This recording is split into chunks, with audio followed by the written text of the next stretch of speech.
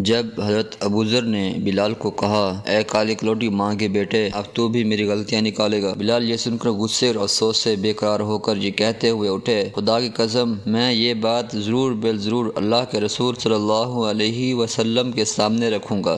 حضرت بلال سے یہ باتیں سن کر اللہ کے رسول صلی اللہ علیہ وسلم کے چہرے کا رنگ بدل گیا اور آپ نے ارشاد فرمایا، ابوذر، کیا تم نے اسے ماں کی آڑ دلائی؟ ہمارے اندر کی جہالت اب تک نہیں گئی؟ اتنا سننا تھا کہ ابوذر یہ کہتے ہوئے رونے لگے، یا رسول اللہ، میرے لیے دعائے مغفرت کر دیجیے، اور پھر روتے ہوئے مسجد سے نکل گئے۔ باہر آ کر اپنا رخسار مٹی پر رکھ دیا اور بلال سے مخاطب ہو کر کہنے لگے، بلال، جب تک تم میرے رخسار کو اپنے پاؤں سے نہ روند دو گے میں اسے مٹی سے نہ اٹھاؤں گا۔ یقیناً تم معزز و محترم ہو اور میں ذلیل و خوار۔ یہ دیکھ کر بلال روتے ہوئے آئے اور ابوذر سے قریب ہو کر ان کے رخسار کو چوم لیا اور بے ساختہ ہوئے، خدائے پاک کی قسم، میں اس رخسار کو کیسے روند سکتا ہوں جس نے ایک بار بھی خدا کو سجدہ کیا ہو؟ پھر دونوں کھڑے ہو کر گلے ملے اور بہت روئے۔ اور آج ہم میں سے ہر ایک دوسرے کو دسیوں بار ہتک کرتا ہے، مگر کوئی یہ نہیں کہتا کہ بھائی معاف کریں، بہن کو معذرت قبول کریں۔ یہ سچ ہے کہ ہم آئے دن لوگوں کے دلوں کو چھلنی کر دیتے ہیں، مگر ہم معذرت کے الفاظ تک زبان سے ادا نہیں کرتے،